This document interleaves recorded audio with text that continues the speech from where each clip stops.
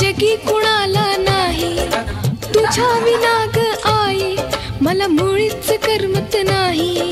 कसा बोलतो ग चिमणा कसा हसतो ते खणा कसा बोलतो चिमणा कसा हसतो ते खणा दृष्ट कोणाची ना लागो वासराला माझा छकुला माझा सोनुला माझा छकुला माझा सोनुला.